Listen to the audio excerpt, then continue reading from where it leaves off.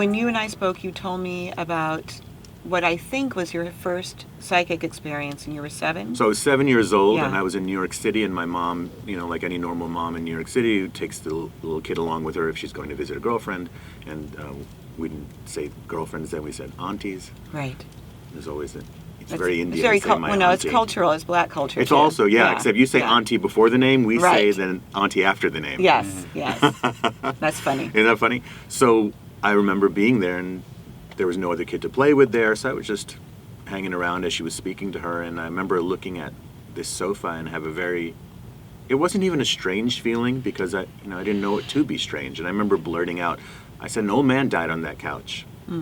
I just said it out loud in the middle of her conversation and tea, and then they both kind of stopped, and my mom gave me a look of, that was weird, what's wrong with you, or why are you saying nonsense? And the auntie said, hold on.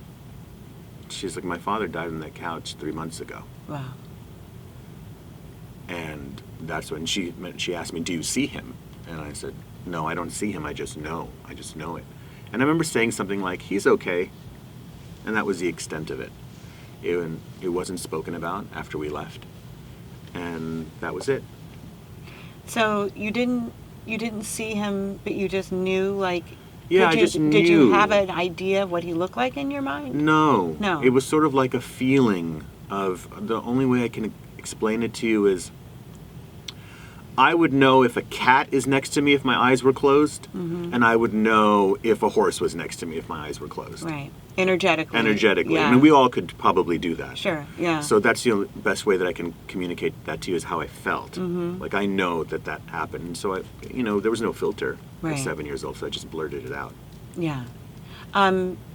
What was your parents' reaction to that? My mom didn't even talk about it. No.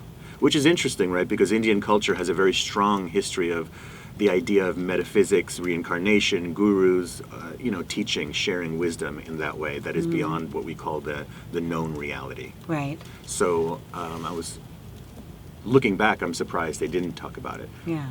Not that they were not open to it, but it was like not in our family kind of thing. Yeah. My dad was a lawyer, so it wasn't like part of his makeup in that sense. Were they religious, your parents? No, it was.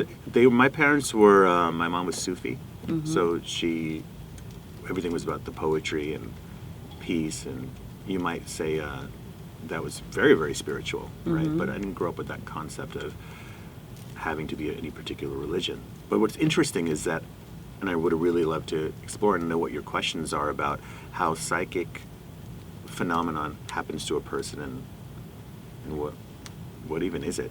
Yeah. Yeah.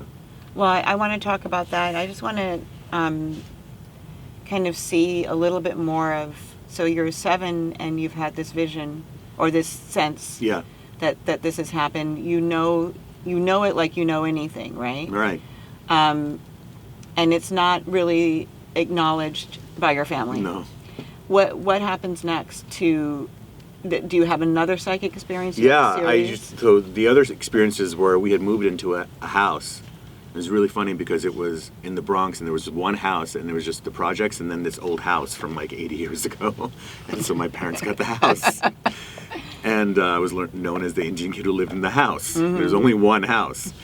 And I was afraid to go up into the attic or the basement. And my parents thought he's just watching too many American movies, and he's a scaredy cat, and how come your brothers aren't afraid to go up into the attic? Yeah. And I would say, I feel like people are watching me when I go up there. And they really just thought he's watching too much Scooby-Doo. You had 2 brothers? I had 2 brothers, Okay. yeah, and 2 older brothers. And so literally they thought I was watching too much Scooby-Doo. Which Scooby-Doo I probably was scary. I still watch Scooby-Doo anyway. And so I probably still watch too much Scooby-Doo. Yeah. And that was just a feeling. And I really had feelings. It wasn't just afraid because I saw some movie. I honestly didn't even see many scary movies. It was the feeling that there were other people in the room. And I was the only trans channel in the room. Got it.